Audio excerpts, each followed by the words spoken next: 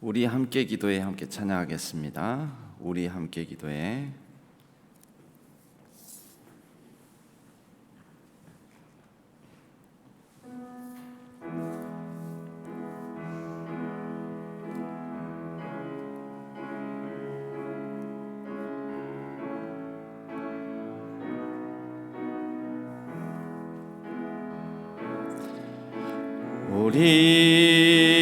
우리 함께 기도해 주 앞에 나와 무릎 꿇고 긍휼 베푸시는 주 하늘을 향해 두 손 들고 하늘 문이 열리고 은혜의 빗줄기 이 땅 가득 내리도록 마침내 주 오셔서 의의 빗줄기 우리 위에 부으시. 한 번 더 찬양하겠습니다. 우리 함께 기도해. 우리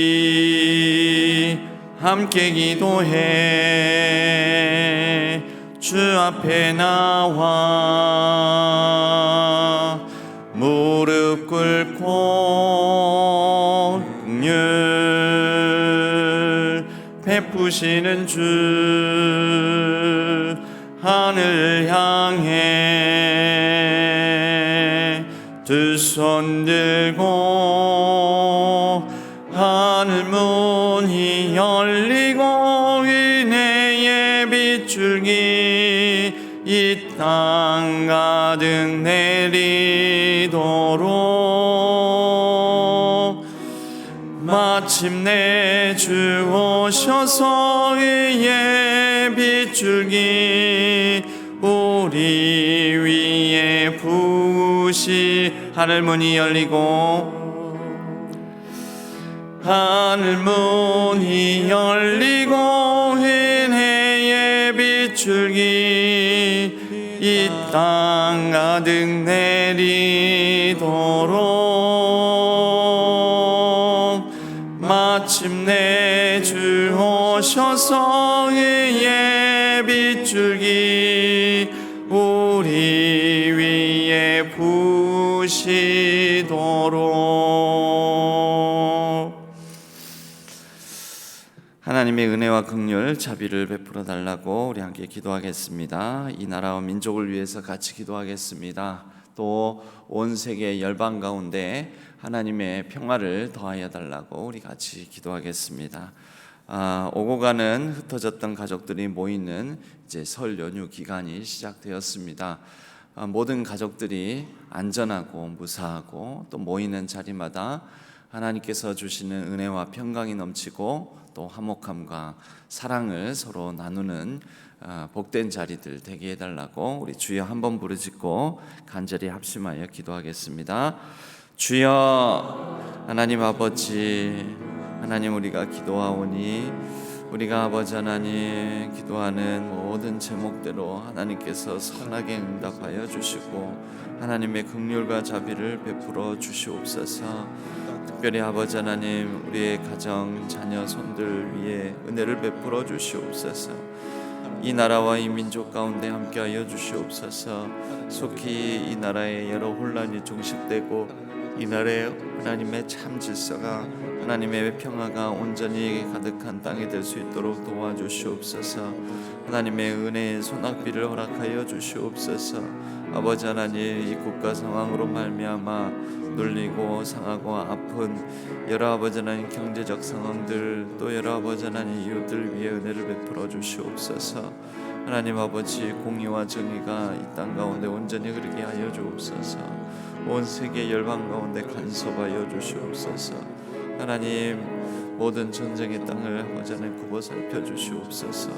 또 여러 가지 재난을 당한 아버지 하나님 세계 여러 곳곳을 하나님께서 간섭하여 주셔서 그 땅에 하나님께서 허락하시는 생명이 온전히 회복되고 살아갈 수 있도록 도와주시옵소서. 주님이 흩어졌던 가족들이 함께 모입니다. 모이는 자리자리마다 하나님의 은혜와 평강이 넘치게 하여 주시고 또 하나님께서 아버지 하나님 살펴주셔서 모든 가정마다 사랑과 화목이 넘쳐나게 하여 주옵소서. 안전하게 하여 주옵소서. 주옵소서.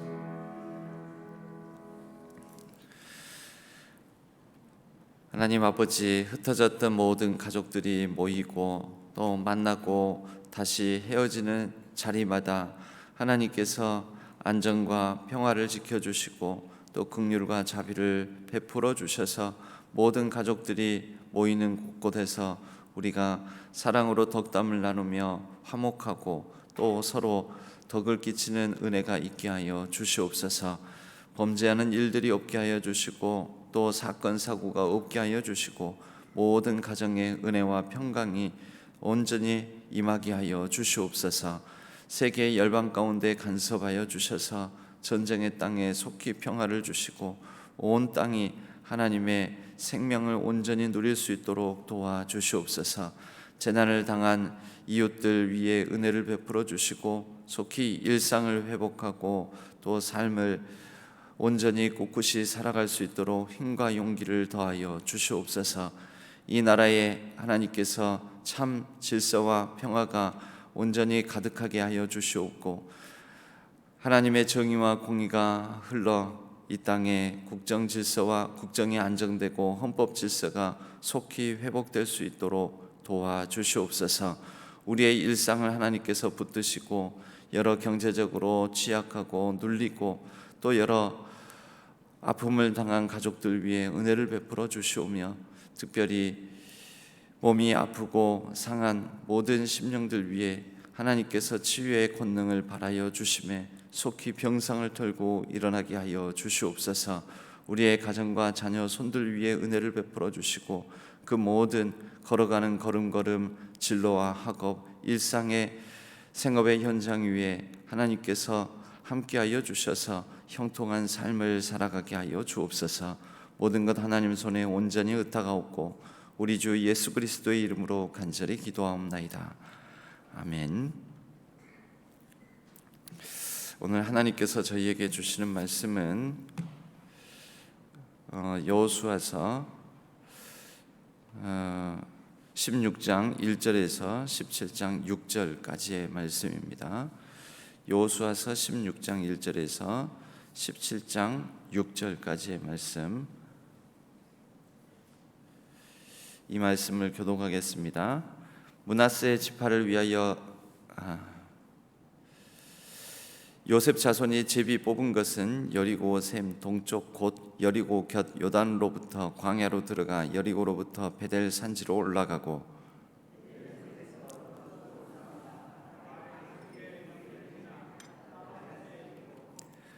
서쪽으로 내려가서 야블렛 족속의 경계와 아래 벳호론과 게세레까지 이르고 그 끝은 바다라.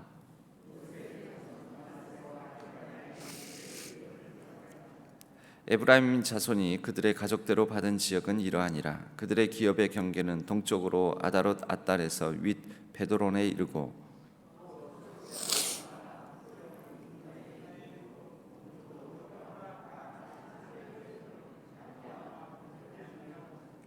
야노아에서부터 아다롯과 나아라로 내려가 여리고를 만나서 요단으로 나아가고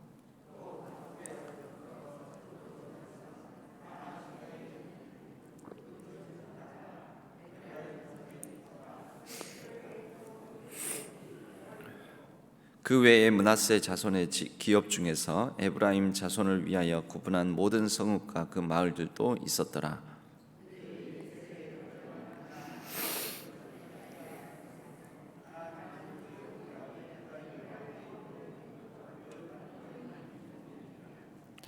므낫세 지파를 위하여 제비 뽑은 것은 이러하니라. 므낫세는 요셉의 장자였고 므낫세의 장자 마길은 길르앗의 아버지라. 그는 용사였기 때문에 길르앗과 바산을 받았으므로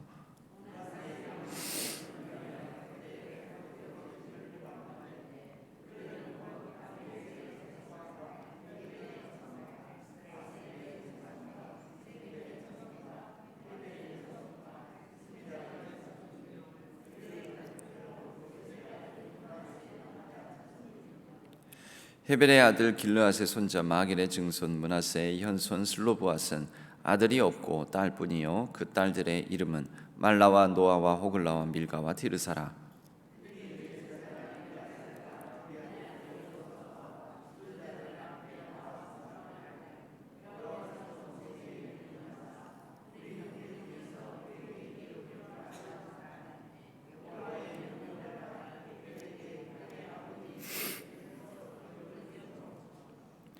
요단 동쪽 길르앗과 바산 외에 므낫세에게 10분깃이 돌아갔으니 므낫세의 여자 자손들이 그의 남자 자손들 중에서 기업을 받은 까닭이었으며 길르앗 땅은 므낫세의 남은 자손들에게 속하였더라. 아멘. 우리 세 번역으로 한 번 더 말씀을 봉독하겠습니다. 요셉 자손이 제비를 뽑아 나누어 받은 땅의 남쪽 경계는 여리고의 요단강에서부터 여리고의 샘 동편에 이르고 여리고에서부터 베델 산간 지방으로 올라가는 광야에 이른다.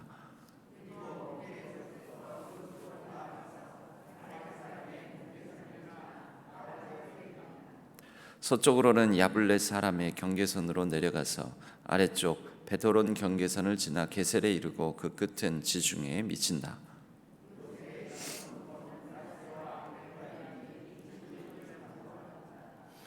에브라임 자손에 속한 여러 가문이 받은 땅의 경계선은 다음과 같다. 그들이 받은 유산의 경계선은 동쪽으로 아다롯 앗달에서 위쪽 베도론에 이르고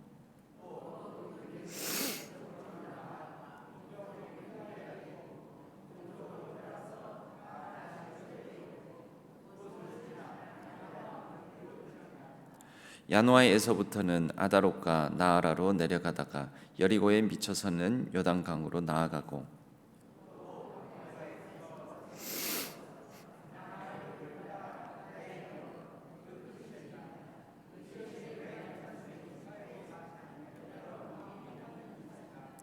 므낫세 자손의 유산 가운데에는 에브라임 자손 몫으로 구별된 성읍들과 그 주변의 마을들도 있었다.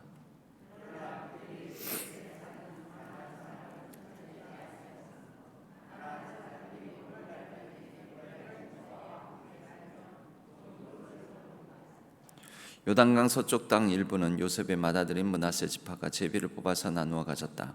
길르앗의 아버지 마길은 므낫세의 맏아들이며 전쟁 영웅이었으므로 요단강 동쪽에 있는 길르앗과 바산을 이미 자기의 몫으로 차지하였다.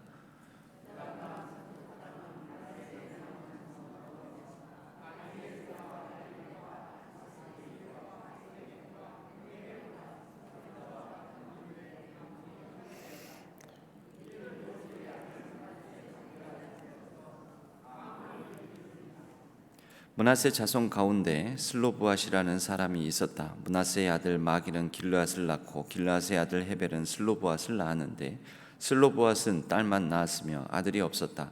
그 딸들의 이름은 말라와 노아와 호글라와 밀가와 디르사이다.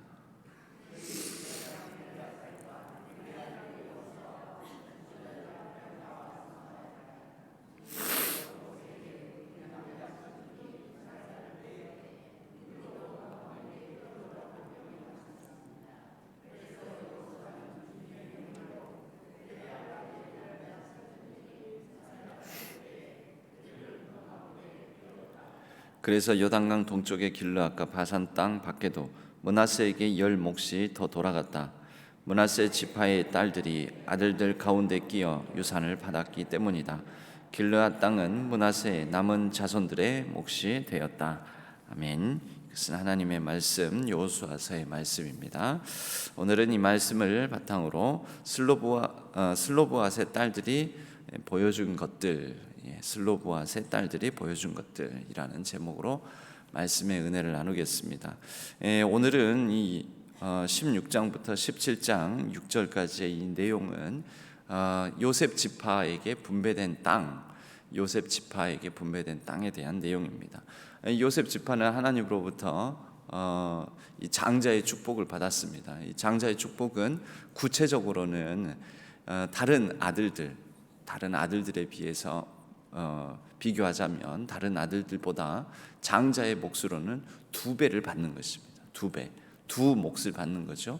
그래서 요셉 지파는 에브라임 지파와 므낫세 지파 이렇게 두 지파로 나누어져서 이스라엘의 12지파를 형성하고 그 12지파의 그 분배받은 땅으로 이 두 몫을 받게 되는 것입니다.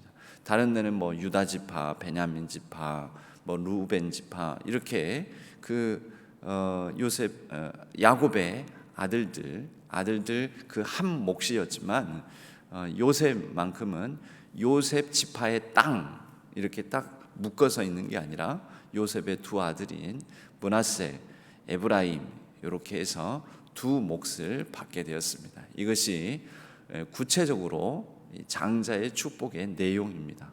두 배를 받는다, 두 몫을 받는다. 그래서 오늘 요셉 지파 먼저 에브라임 지파가 받은 땅, 그리고 므낫세 지파가 받은 땅 이렇게 받았다. 이런 지역들, 여러 지명들이 나오잖아요. 여러 이런 지명들에 해당되는 땅들을 받았다. 이것은 하나님의 약속이죠. 하나님의 약속은 반드시 이루어집니다. 그래서 하나님의 약속대로 이루어진 이 땅 분배 내역, 특별히 요셉 지파에 관한 내역이 나오고 있습니다. 그런데 이 중에서 특이한 사항이 있는데 그것은 뭐냐면 에브라임 지파가 이 땅을 받았는데 16장 마지막 부분에 가면 그러나 그들이 게셀에 사는 가나안 사람을 쫓아내지 않았으므로 가나안 족속이 오늘까지 에브라임 가운데 거주하며 노역하는 종이 되니라. 에브라임 지파는 당시 가나안 땅을 이제 정복하고 정착하게 되는 이스라엘 모든 지파들 중에서 가장 강한 지파 중에 하나입니다.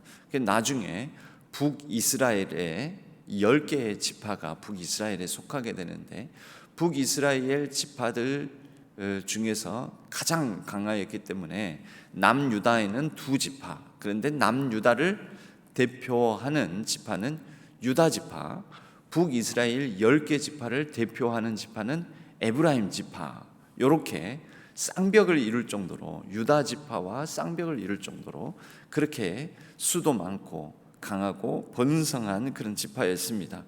이게 가장 강한 지파였기 때문에 하나님께서 이 너희들 몫이다 하고 경계석을 딱 지어주고 준 땅을 충분히 정복하고 차지할 수 있었음에도 불구하고 그 분배받은 땅에 이 이민족들 가나안 이민족들을 쫓아내지 않았습니다.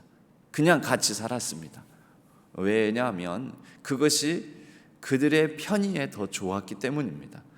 어차피 우리가 강하니까 강한 우리가 그들을 지배하고 다스리면서 그들의 노동력을 취하고 그래서 그들과 함께 살아가면 우리에게 더 이익이 되는 것 아니냐, 이제 이런 속셈, 이런 계산이 있었던 거죠.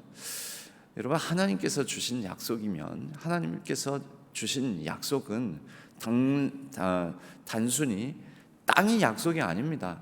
하나님의 약속은 말씀으로 주시잖아요. 그럼 하나님의 약속의 말씀의 내용에는 반드시 순종하라는, 그러니까 의무와 책임이 있는 거죠.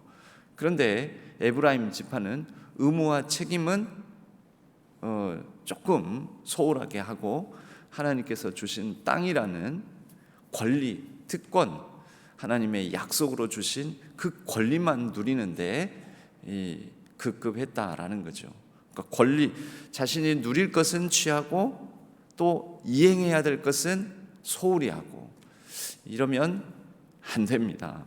하나님의 약속은요, 두 가지 다를 우리가 취하고 순종해야 됩니다. 근데 순종하는데 다소간 부족했던 모습을 보였던 지파가 에브라임 지파였습니다. 그런데 그 다음 므낫세 지파에 관한 내용 중에서 특별한 사안이 나옵니다. 그것은 슬로브앗은 남자입니다. 그러니까 뒤에 부분에 보면 17장 3절에 보면 므낫세 자손 가운데 세 번역으로 제가 읽겠습니다. 슬로브앗이라는 사람이 있었는데 므낫세의 아들 마길, 그러니까 이렇게 대를 이렇게 이어가는 것이죠. 므낫세, 마길, 길르앗, 헤벨, 슬로브앗 이렇게 가는데, 그러니까 몇 대입니까? 므낫세로부터 마길, 그 다음에 길르앗, 그 다음에 헤벨, 그리고 슬로브앗. 므낫세를 1대로 한다면은 5대째. 근데 이 슬로브앗이라 이 가정에는 이제 그 다음 대를 이을 아들이 없었던 것이죠. 아들이 없으니까 대가 끊길 위험. 그러고 보면 아들 중심으로 당시 사회, 가부장적 사회에서는 아들, 남자 중심으로 땅이 하나님의 기업이, 우리 찬양에도 나의 영원하신 기업 생명보다 귀하다 이러잖아요. 근데 그 기업이 뭐냐면요, 그 기업이 구체적으로는 바로 이스라엘 12지파에게 주셨던 땅을 말합니다. 땅. 그러니까 먹고 살아갈 수 있는 하나님께서 주신 축복, 하나님께서 주신 약속, 이게 바로 기업입니다. 하나님의 약속은 곧 하나님 자신이죠. 내가 너희와 함께한다. 내가 너희 편에 있다. 내가 너희의 하나님이다. 최종적으로 궁극적으로 우리의 모든 기업은 하나님입니다. 하나님.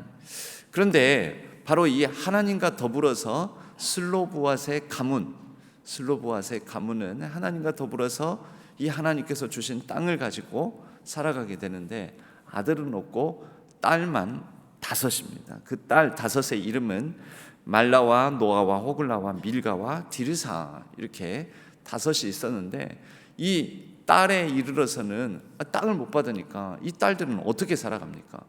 우선 아버지가 돌아가셨어요. 딸들만 남겨놓고. 그럼 이 딸들 5이나 되는 딸들은 어떻게 살아가느냐라는 거죠. 그래서 이 딸 5이 그 가부장적인 남성 중심의 이 땅 분배 제도, 이것에 대해서 이의를 제기하고, 또 여호수아와, 여기에서는 여호수아와 제사장 엘르아살 앞에 나아가서 호소를 했다라는 거죠. 그리고 이것이 들어줘서 제도를 수정하게 됩니다. 아들이 없이 그 아버지가 죽은 그 집안에 대해서는 딸들이라도, 원래는 남자들에게만 상속이 이루어지는데 딸들에게도 땅을 상속받을 수 있도록 하자. 그 대신 그 딸들이 땅을 상속받아서 지파가 다른 지파의 사람들에게 시집을 가버리면 그 땅이 하나님의 원래 뜻대로 각 지파들 안에 이 땅이 경계석이 지켜지고, 그래서 그 지파 대대로 잘 물려지는 것이 아니라 결국 경계석이 흐트러지는 것 아니냐. 이 딸들이 다른 지파로 시집을 갈 경우에는 땅을 반납하게 하고, 다른 지파가 아닌 같은 지파의 남자들에게도 시집을 가게 된다면 그 땅은 결국 그 지파 내에 보존되는 것 아니겠냐. 이제 이렇게 제도를, 하나님께서는 처음에 이 딸들에 관한 규정을 정하여 주시지 않았습니다만은, 이 딸들이 이렇게 도전해가지고 견고한 남성 중심의, 아들 중심의 이 제도의 수정이 이루어지게 된 것입니다. 그런데 이 딸들이 이러한 요구를 할 때 중요한 것은 바로 희년 정신의 입각에서 얘기를 했다라는 것입니다. 그러니까 이 딸들이 주장했던 것은 희년 정신에 입각한 공평과 정의, 그러니까 정의와 공의, 공의와 정의, 바로 이 딸들밖에 없는 우리 가문, 우리 가정, 우리 각각의 이 딸들, 이 슬로브앗의 가문에도 이렇게 하는 것이 더 정의롭고 공의롭고 하나님의 뜻에 합당한 것 아니겠습니까? 하나님께서 주신 희년이라는 제도에 더 부합하는 것 아니겠습니까? 이 성경 전체에서 이 희년이라는 제도, 레위기 25장의 근거에서 이미 주셨던 하나님의 율례와 법도인 것이죠.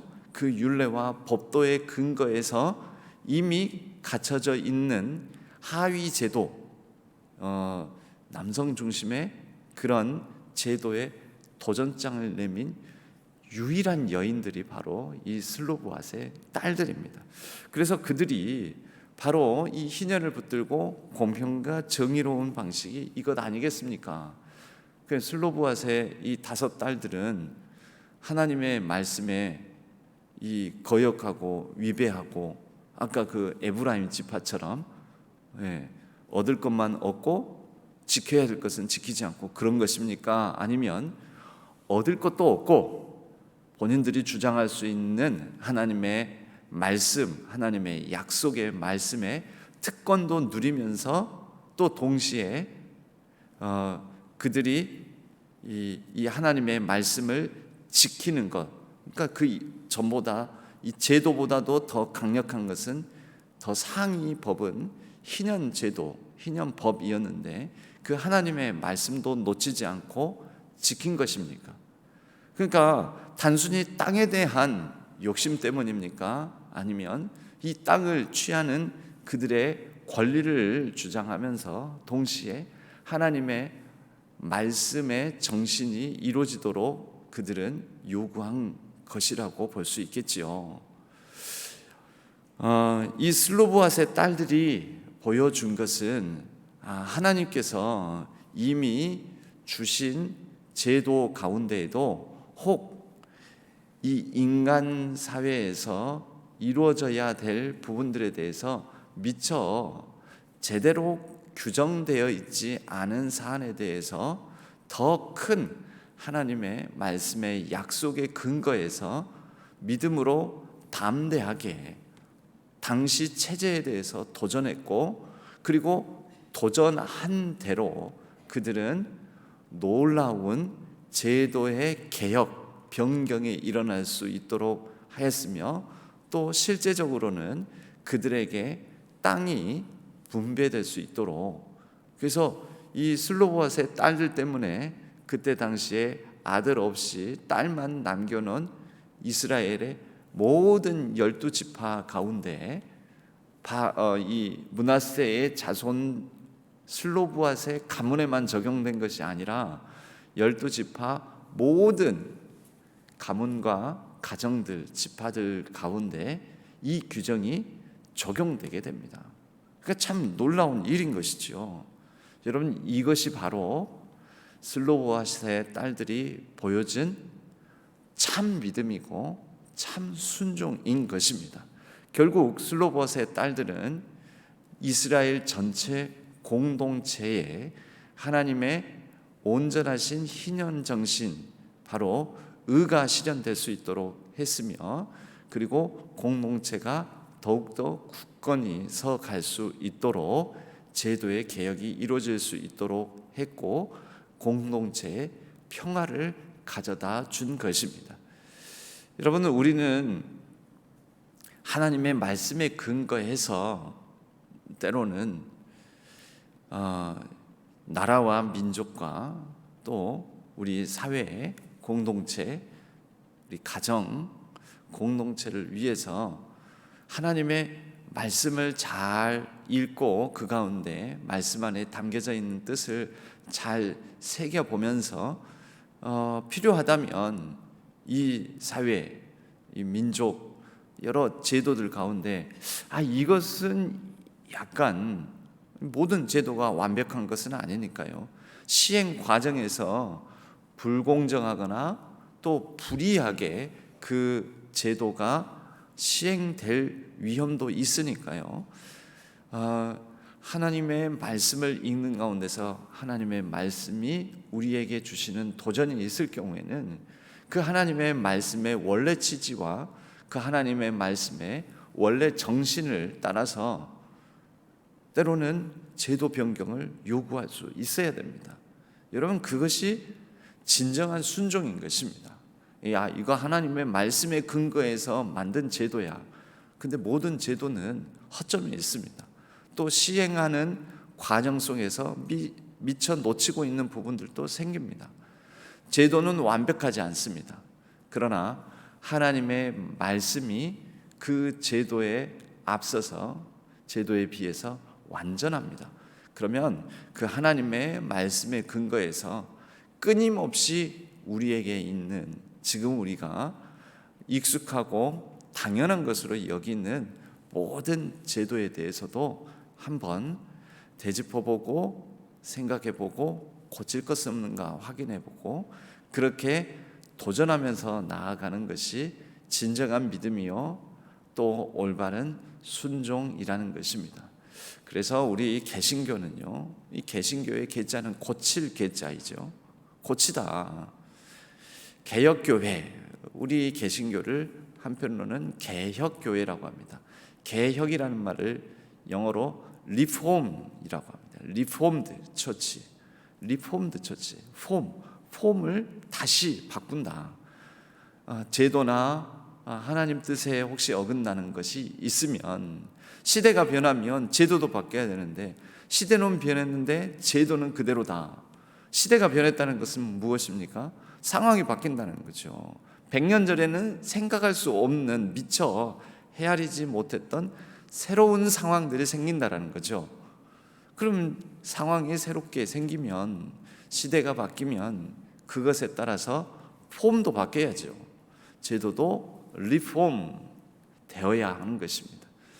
그래서 리폼드 처치, 개혁교회는 너무 시대가 바뀌었는데 중세 시대에 여전히 구태에 의연한 모습을 보여주고 있는 교회의 모습을 종교 개혁자들이 나서서 이래서는 안 되는 거 아니냐 하면서 하나님의 말씀을 들고 하나님의 말씀에 근거해서 리폼드한 것이죠.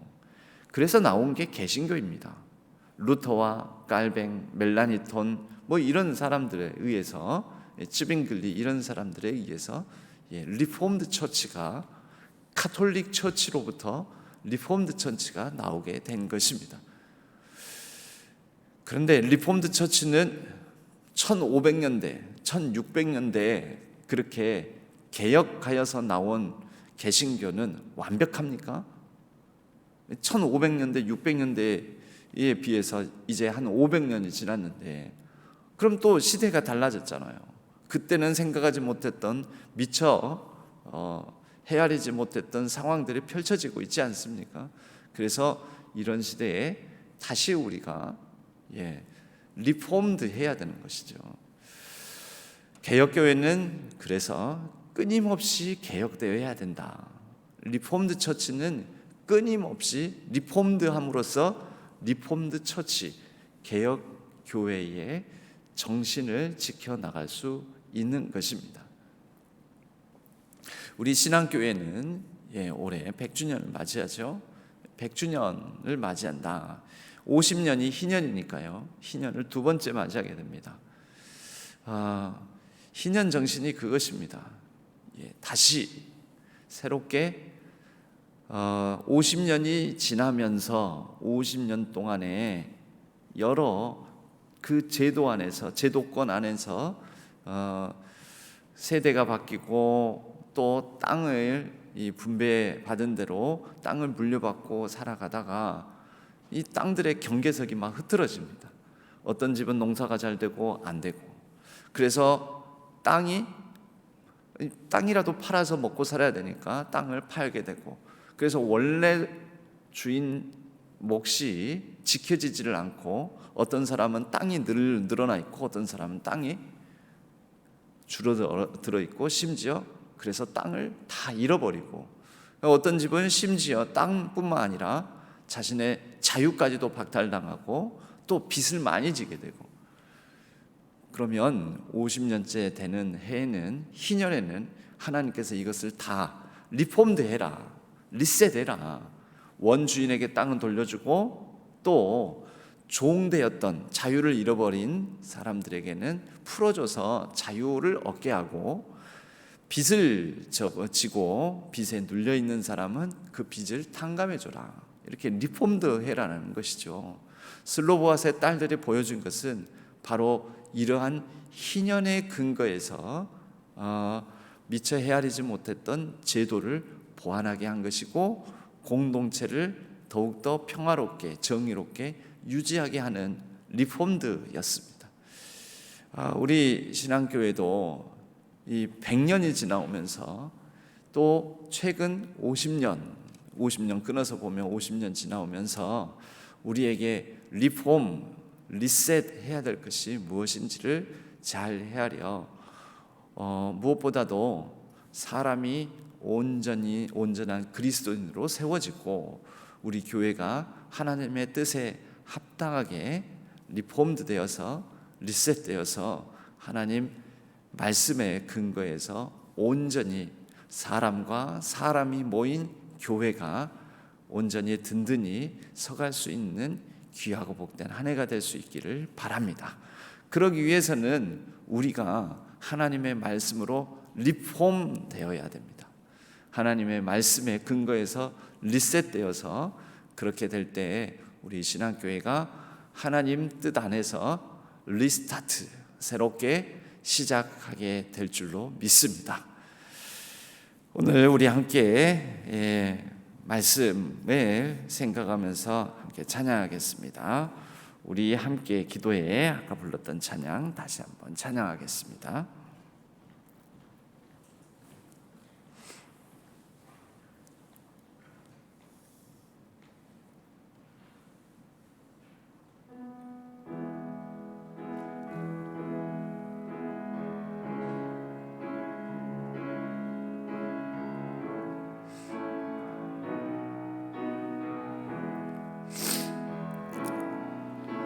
우리 함께 기도해 주 앞에 나와 무릎 꿇고 긍휼 베푸시는 주 하늘을 향해 두 손 들고 하늘 문이 열리고 은혜의 빗줄기 이 땅 가득 내리도록 마침내 주 오셔서 의의 빗줄기 우리 위에 부으시도록 우리 함께 기도해 주 앞에 나와 무릎 꿇고 긍휼 베푸시는 주 하늘을 향해 두 손 들고 하늘 문이 열리고 은혜의 빗줄기 이 땅 가득 내리도록 마침내 주 오셔서 의의 빗줄기 우리 위에 하늘 문이 열리고 하늘 문이 열리고 은혜의 빗줄기 이 땅 가득 내리도록 마침내 주 오셔서 의의 빗줄기 우리 위에 부으시도록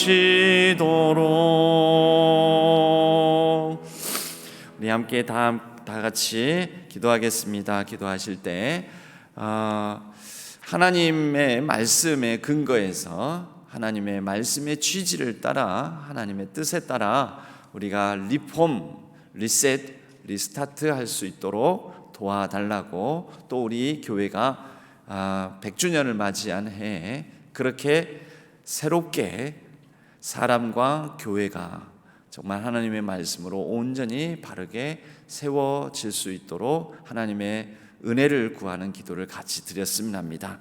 또한 말씀을 우리가 생각하시면서 슬로보앗의 딸들처럼 이 땅의 공의와 정의를 그리고 평화를 심는 우리 모두가 하나님의 말씀을 따라 온전한 믿음과 참 순종의 길을 걸어가는 우리 모두가 되게 해달라고 우리 다 같이 주여 한번 부르짖고 간절히 합심하여 기도하신 뒤에 자유롭게 또 기도하시다가 자유롭게 귀가하시도록 하겠습니다.